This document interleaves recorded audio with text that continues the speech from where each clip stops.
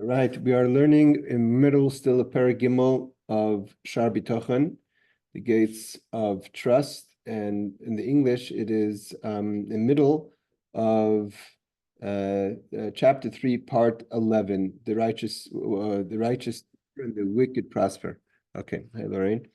So he's at middle of asking the question of why is it that we find that he gives two reasons of why a person finds challenges in life, and then he goes into the one is if we don't have inner trust, so to say, if we don't trust ourselves to be in good times, that we could stay focused. A lot of people go off in good times. That's the second reason. So therefore, God kind of puts a little pressure, keeps the heat up, so we should stay focused. So when we no longer need the reminder, so to say, of the heat to keep us focused, so we're able to there's no need anymore for the heat, so to say. So we don't need difficult times in order to stay committed. And before that, he goes into the idea that in order for us to know ourselves, how we deal in difficult situations is also important. And the second question he goes into, the second idea is, why is it, hey Aaron, why is it that we find that difficult that it's easier for sometimes the wicked find easier, they have it easier than the righteous. So first, what we learned the last week was that even the righteous, that so to say, don't need the reasons. They're solid in themselves. So why is it difficult? He says that question is not a question it's not an original question, meaning it's not a bad question, it's just not an original question. Why? Because everyone's asked it. Everyone asks, why is it easy why is it sometimes do we find this easier for the wicked and it's more difficult for the righteous?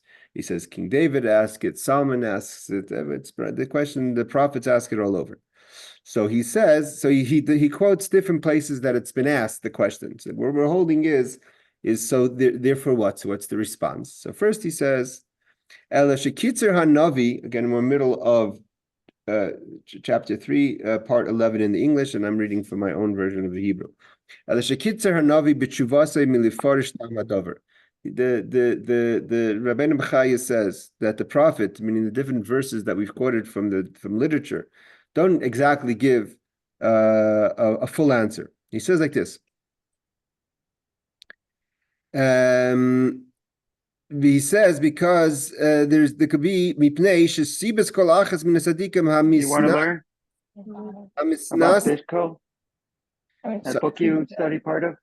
Aaron, I'm putting you on mute. So it says mipnei shesibas kol achas min asadikim hamisnasim v'kol echad min hashem hashalvim ba'il mazeh zulas hasiba shel acher. He says the reason why we don't find the answers given is because not always is the reason for each individual's person's challenge, or why an individual has it easier is the same. It means it's an individual situation. So therefore, there's no general answer, he says, why, and he is going to explain why would it be that certain individuals would have it more difficult, even if they're righteous, meaning in last week's class, we tackled why there has to be sometimes difficulty. But if you're going to say that the difficulty is only for X, Y, and Z reason, whether it is to sort of say know yourself or to protect, so to say, your integrity, and a person reaches the level where they know themselves and they're protected, so why is it still difficult? So he says there could be individual situations. There's not a given answer for that there's a general answer. And also why to maybe difficult wicked people, so to say, have it easier. It's also private, it's individual answers. Because the reason is not the same. Each person has their own situation. Like he says in the commentary, there's no one answer for every situation. There's different reasons for every situation. And it's usually connected to the particulars of the individual. The person who has it difficult or the person who has it easy. And if the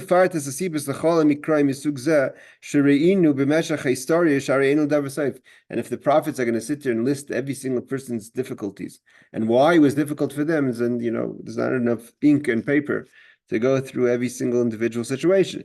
So basically, what Rabbeinu Bechai starts off saying is that the reasons are not always reasons that are general reasons. There's particular reasons. Everyone, as much as there's either you're righteous or you're not righteous. There's always, now Rabbeinu Bechai is going to go into what could possibly be the reasons. Ella shehayed al kach ba'amrei. So we have what Moshe Rabbeinu says that's been aware to us, that hanistares la'Hashem Elokeinu v'niglos lan.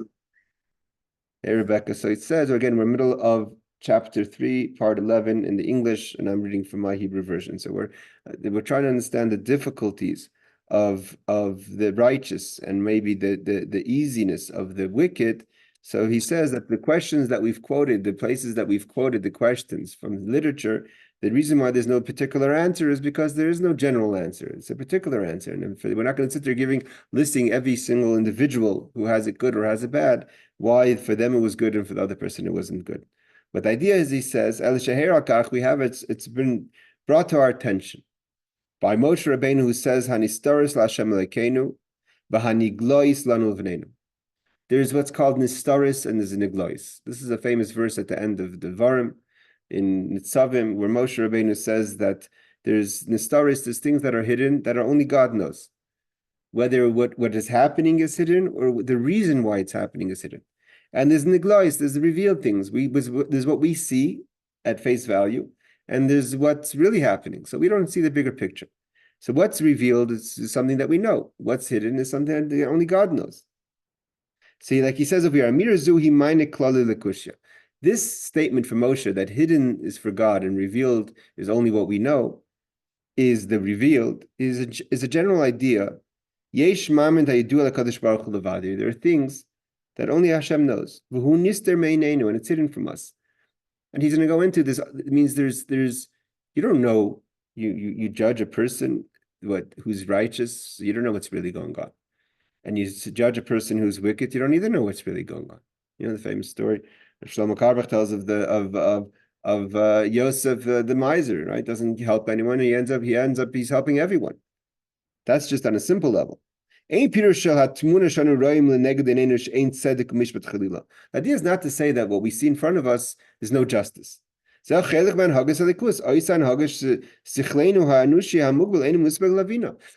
than that, it's not just that there's hidden things that we don't know.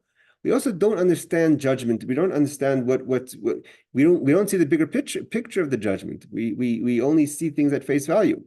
Right now, this is what we think should happen. Right now is how we think God should make things easier for us. Right? This is nistaris. That's it, that we judge from the niglois, from what's revealed. We don't know the bigger picture. There's hidden things that's deeper and deeper and deeper, all the way till Moshe Rabbeinu sees Rabbi Akiva, like he says, being combed to death by the Romans, and he says to God, Zutar v'zuschar, and God says, you don't understand. You don't understand. It's not that God says there's no justice. God says you don't understand the justice. You don't understand how things operate.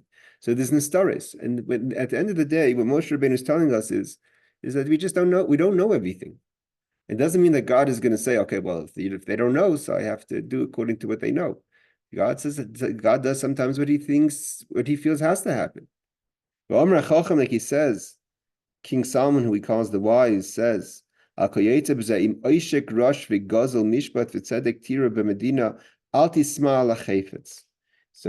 the verses, he says that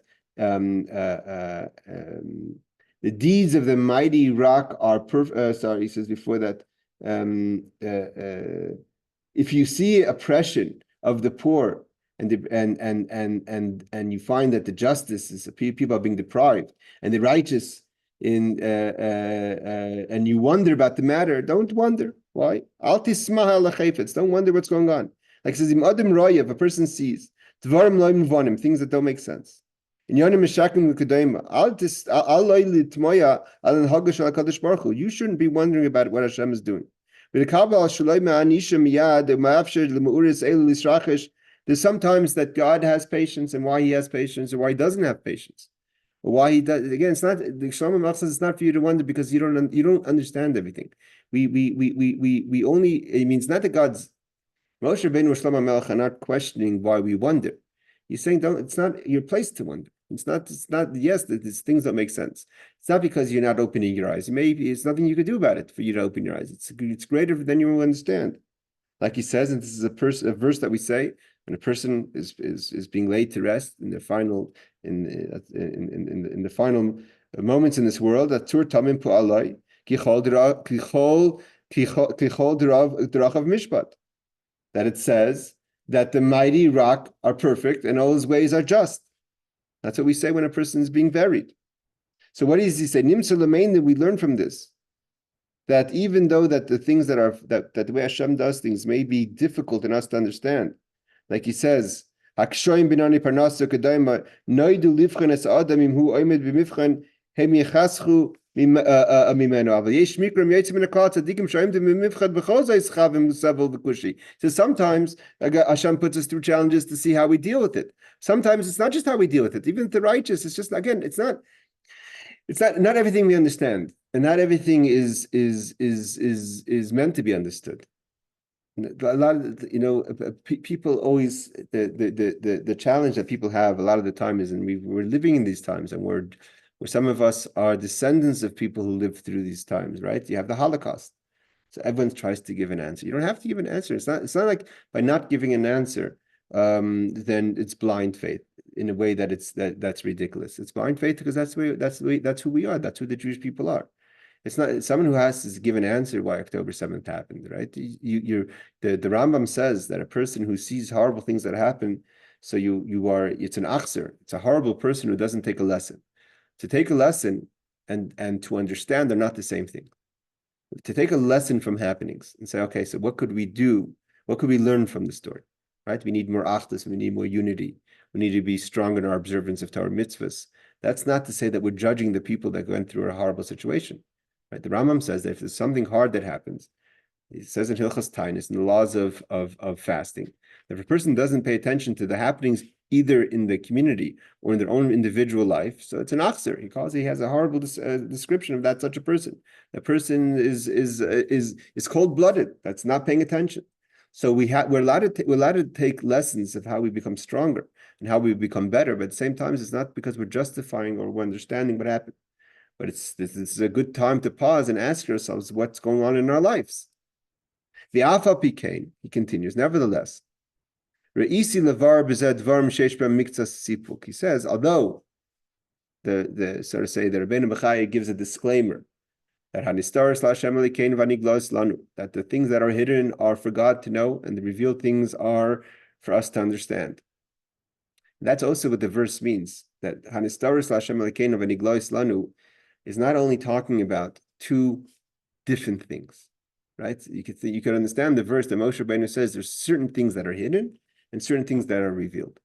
You could say that the same happenings, there is the part of what happened that's concealed, hanistaris, and the same time there's what's happening that's revealed.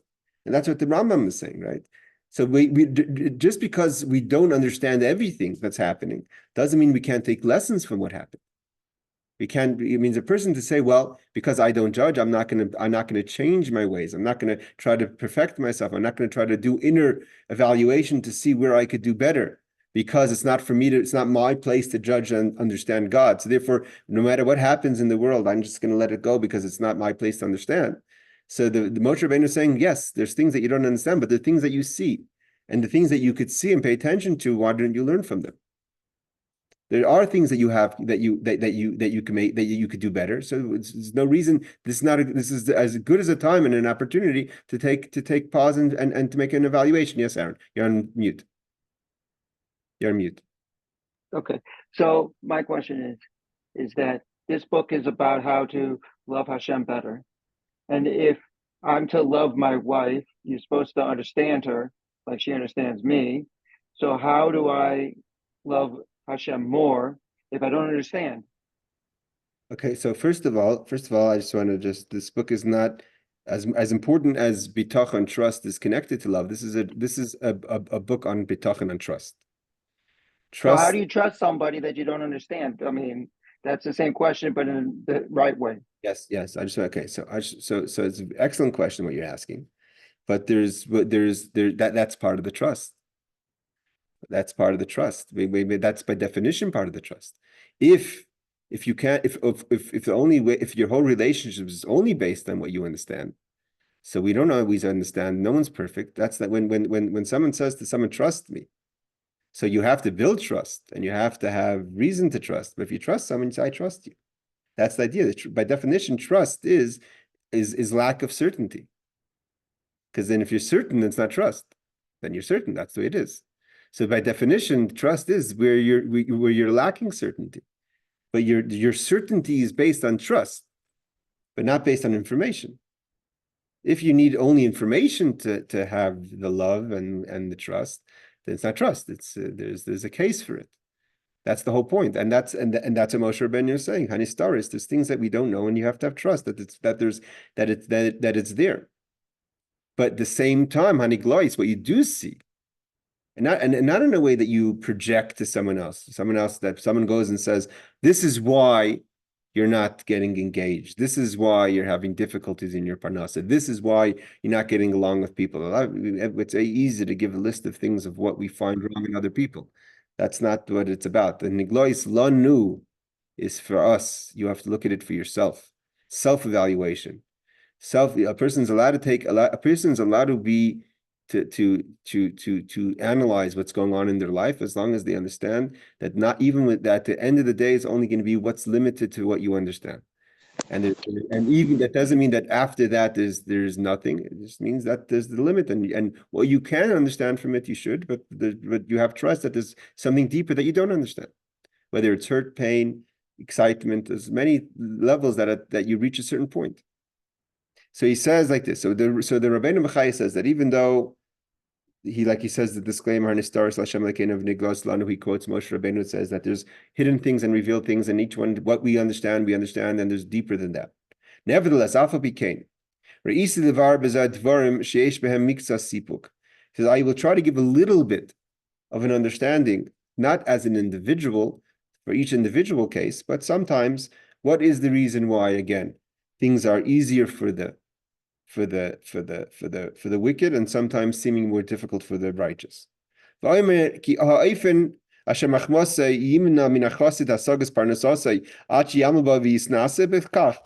he's focusing mainly on parnasa, but it applies to everything. He says the reason why maybe the chassid, the righteous person, finds it so difficult in life, right? Whether it's finding parnasa or other things.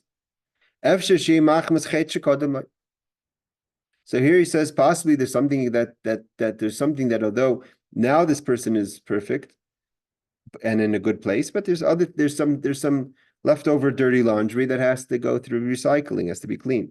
That there has to be payment. Means to say that sometimes this is on account of something of the past.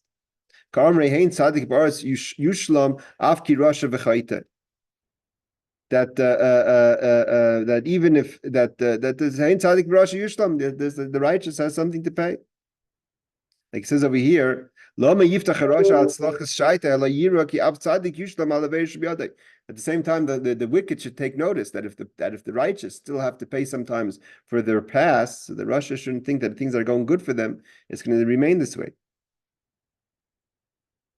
He says that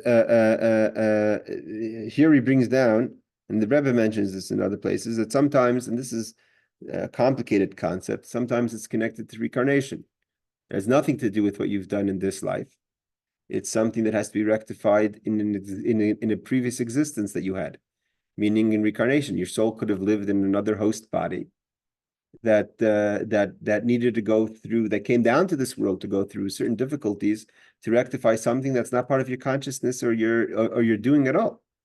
And that's already a complicated concept, because it's a hard struggle for a person to say that my existence that I'm going through now, things that are choices that I've made, are being affected by a previous existence that my soul has had. That's something that's difficult, but that doesn't mean that it's not happening. Not everything that's difficult means that it's not happening.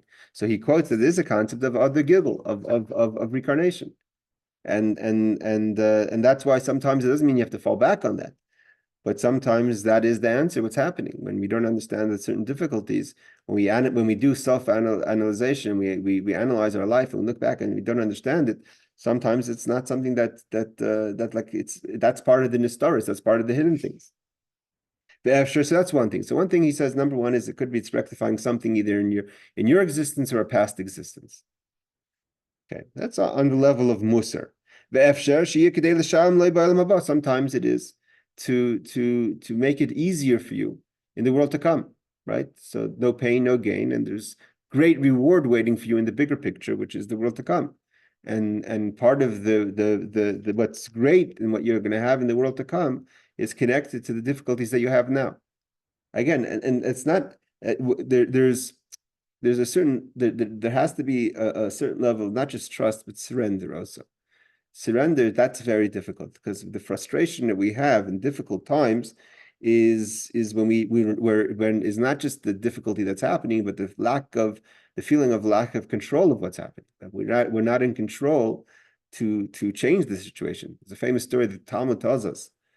A hard story. The story tells us that I think it's in Mar Megillah or someplace else. I forget where I learned it.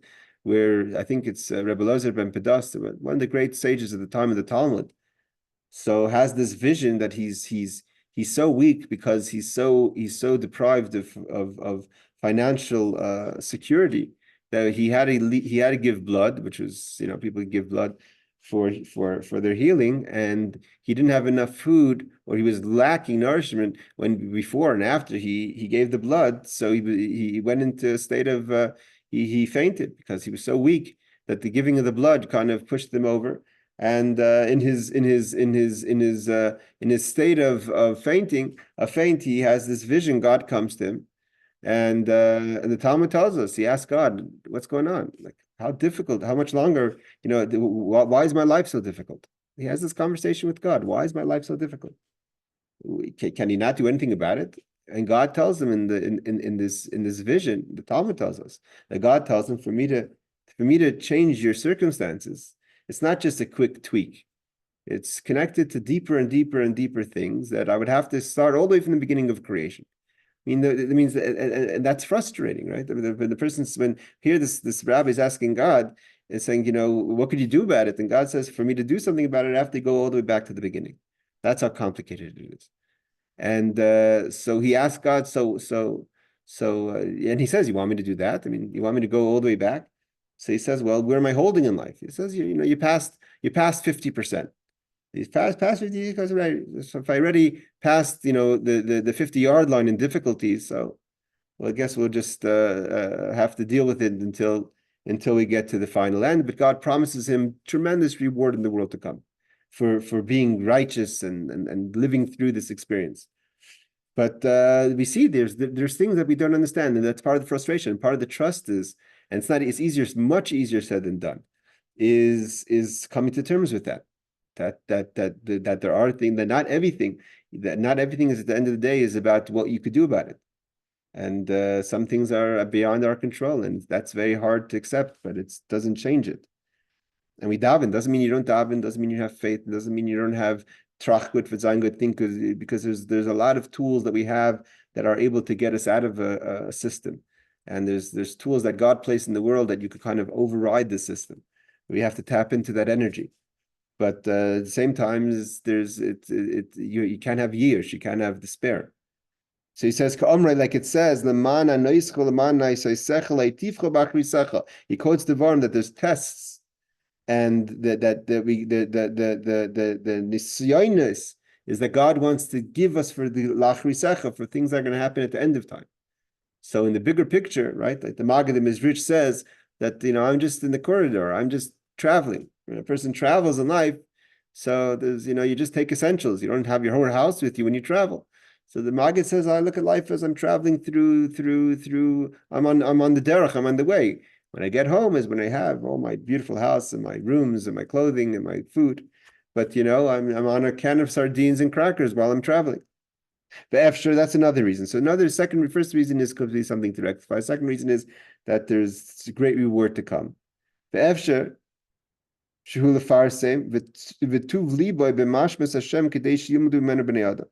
is also a difficult one. Again, Rabbeinu Machai is not saying that these are easy answers. He's just saying this is how he sees the answers. It could be that your difficult experiences are going to give hope to other people, which is a tall order, but doesn't change, again, the facts. That because how you navigate the difficulties in your life, you give courage to other people. That's it. That's an amazing idea. Other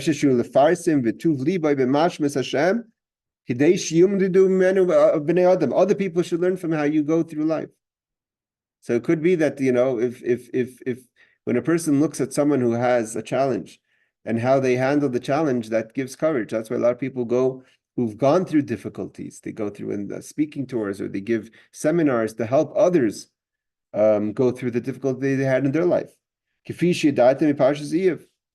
quotes that this is part of what Job, the difficulties Job goes through in his life, is part of the reason is for us to learn from that. That's the third reason. Another reason is it could be this is connected to the situation of the generation. That maybe the individual didn't do anything wrong, but the Anshe Dairei, the people, he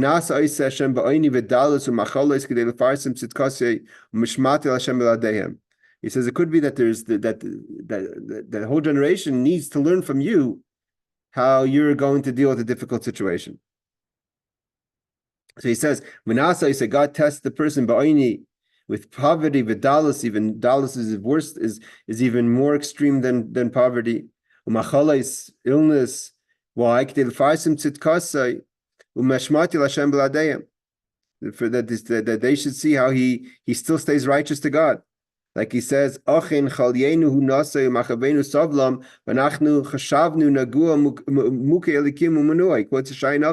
that we have our illnesses and the pains that we go through.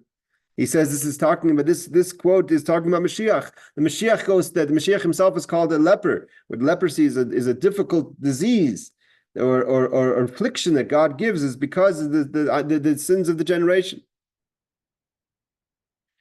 And he quotes another thing is that maybe the person was righteous on their own. But what did he do or she do in order to help others in their situation? It means maybe you're a tzaddik, you're righteous, but when you looked around you and you saw people falling off the way, did you try to support and prevent that? Did you try to speak up when in the right voice for Hashem? Or are you saying, well, that's not my problem? Were you passive about what's happening around you? All you were focused on is yourself, right? Noach built a teva. If they asked him, he said, there's a flood coming. Did he go out there and try to change the people of the time of the flood, and maybe they'll do tshuva? Avram Avinu wasn't happy that he understood this God. He went into Vayikra, Altika Vayikra V'Yakra. He went and called out that there's a single God to every single person. Anyone who's ready to listen. Avram Avinu was going to have a conversation with you about one God. Avram Avinu was not going to be calm until every single person understood this godliness. So it could be the person was staying in their own space and wasn't looking outside of their space. They locked themselves in the room and says whatever. Ani snafshi tzalti. I'm saving myself. I'm building myself an ark. And if there's a flood coming, I'm going to go on the. But thank God I have an ark to go to. He says, Mi Parshas Eli Abanav. He says that this one of the stories of the sons of Eli, which was the final high priest before that's the end of the story of the judges. The final judge is Eli, and then comes Shmuel, comes Samuel, the prophet. So what we find is that that part of the sins of the sons of Eli was that only one of the sons sinned, but the other brother stayed quiet. It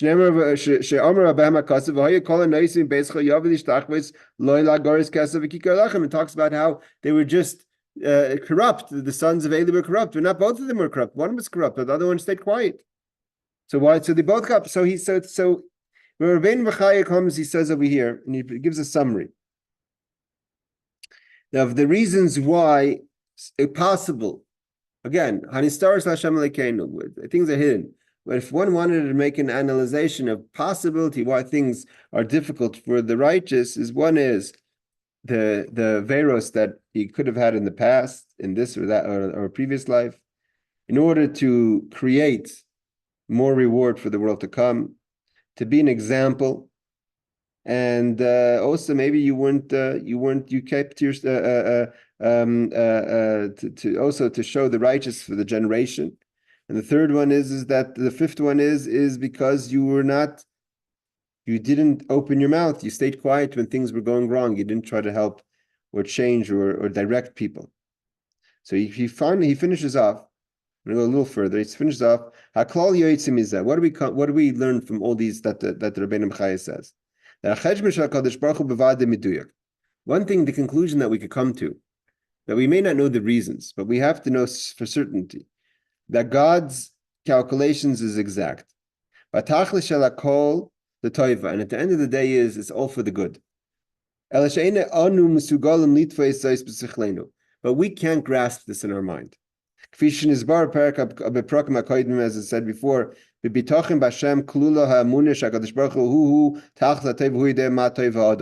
part of trusting God is to have faith and to know that God is good and He knows what's good for man and for you as an individual. More than the person may think that's good for themselves. Therefore, if you trust God, you must rely on God. You must understand that this is for your good. Again, doesn't mean you're not going to lie there in bed thinking, so what can I do about it? Yes, you have to take action, you have to do, and you have to be your best, and you have to, but just at the end of the day you have to know that your situation is being navigated by Hashem. Even if it's difficulty. Even if you cannot connect the dots. You say, I don't understand. I've gone on a path of bettering myself. I'm doing things. I'm trying schoolos and all the things, the remedies and the spiritual remedies, and I can't connect the dots. I'm not connected. The 1 + 1 is not equaling 2. But the trust, the idea of the Habitochon is you have the trust to know that doesn't mean you're going to stop. You're going to continue doing the best you can. You're going to continue putting your best effort, your best foot forward. But at the same time, you have to. At the end of the day, is the frustration that if the frustration is going to motivate you to continue is good, but if the frustration is going to bring you down as a weight, so you have to release yourself from that frustration, and that's what Habitochon is. Now, I'm just going to go a little bit further. The next question, obviously, he goes into, which is we explained why is it difficult for the righteous, but why is it good for the wicked? So then after he finishes that subject, he's going to go back to the general idea of that a person must know that we have to have back to what he said originally. A person has to have participation. A person has to have ishtadlus, and he goes into basically after he explains why the wicked have it sometimes good. He goes into explain that because a person knows that we have to have ishtadlus, we have to have participation, a person also has a responsibility to know themselves and know what the participation that they have in life is they should be doing. Know what your strengths are, know what your weaknesses are, and apply those and focus on those in what your avodas Hashem should be. What job you take, he goes into. Like if you know that you're talented in a certain thing, then apply. Then take a job that's connected to that. It means because a person has to have participation, it also included in that is not just to say, well, it doesn't make a difference what I do, right? Just give me a rake and I'll be a gardener. Give me a scissors and I'll be a tailor. I mean, like I don't care what I'm doing. No, know yourself, know your talents, know what you're good at, because God wants you to participate, He wants you to participate in what you're good at and what your purpose is. So one of the ways to find your purpose and to find what your avodas Hashem is and in what way do you express yourself in this world is by knowing what you are, who you are, and how to be the best person you are in your avodas Hashem, and know where are places you could contribute the most. But before he goes into that part, he's going to go into explaining why are the wicked successful. So I'll just read a few paragraphs. Why is it good? Why does the wicked find things easy or good? Sometimes this is a famous answer given, that there is no such person who's absolutely horrible, right? Everyone has good things that they've done. So sometimes God says, well, I want to clean my accounting with you before the world to come, right? In the world to come, you may not have a portion in the world to come, or you may have a challenging in the world to come, but you have a few good things. I'll pay you, so you'll be successful in this world. So it could be the success a person has in this world is God rewarding them for the good they had, because in the other world it's going to be more challenging. That why does he pay those who he hates is later that they're going to lose. And it's brought down in the translation of that verse.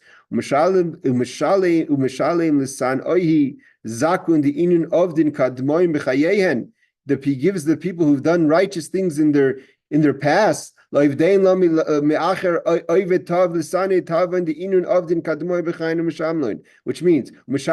he pays the people that are wicked. Begins that for the good that they've done in the past in their life, and that's only because that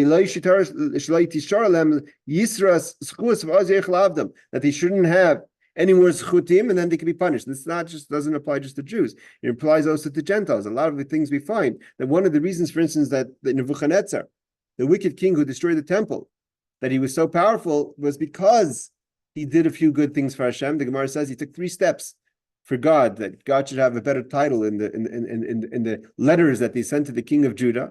And because he had covered for God, he had 3 generations that he ruled. But at the end, there was a destruction. So God doesn't forget anything good that a person does, but sometimes he rewards them immediately in order to later that they should get the destruction.